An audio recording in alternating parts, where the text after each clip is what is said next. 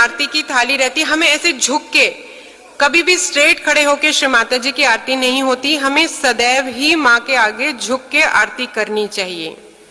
आरती हमेशा left side से शुरू होती है, फिर सेंटर में आती है, एकदम एक्सट्रीम राइट तक नहीं जानी चाहिए, सेंटर तक आनी चाहिए।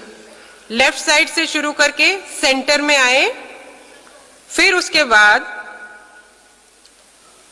ये प्रोसेस जो हमारा सेंटर से लेफ्ट है, ये 3 टाइम्स होता है।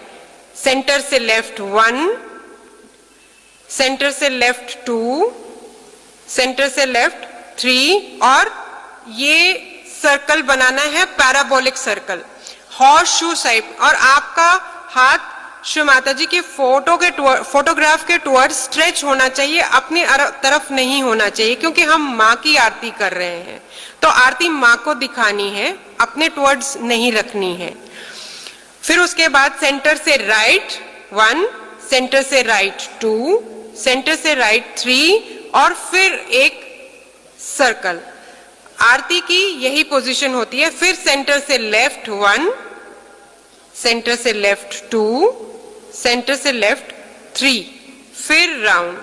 यही आरती का सही तरीका होता है, क्योंकि श्री माता जी ने बताया है जैसे हम बंधन लेते हैं ऐसे ही हम आरती करते हैं।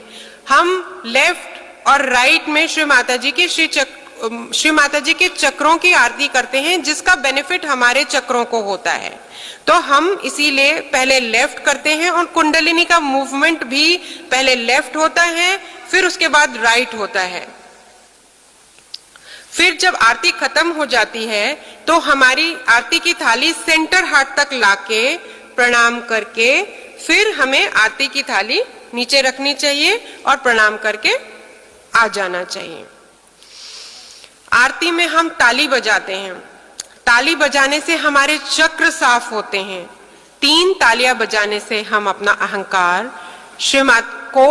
हम अपने अहंकार को श्री महालक्ष्मी, श्री महासरस्वती और श्री महाकाली की शक्तियों से नष्ट करते हैं। ताली भी 3.5 बार बजाई जाती है। दिल्ली आश्रम में श्री माता जी ने इसकी लय भी बताई है, टिंग टिंग टिंग टिंग। इस टाइप से आरती बजनी चाहिए।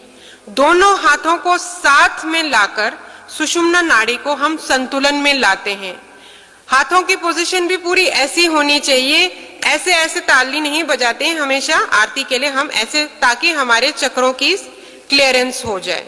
तो इसलिए हमेशा आरती में ताली भी बजानी चाहिए, क्योंकि ताली से हमारे चक्र साफ होते हैं। उसके बाद आरती के टाइम जो ऑफर नहीं कर रहे हैं उन स्त्रियों को भी विशेष ध्यान रखना चाहिए। हो सके तो हमेशा ही जब भी आप ध्यान के लिए आते हैं, आपके बाल हमेशा ही बंधे हुए होने चाहिए। ये सब हमने आपको पूजा में क्या प्रोटोकॉल्स होते हैं, पूजा कैसे की जाती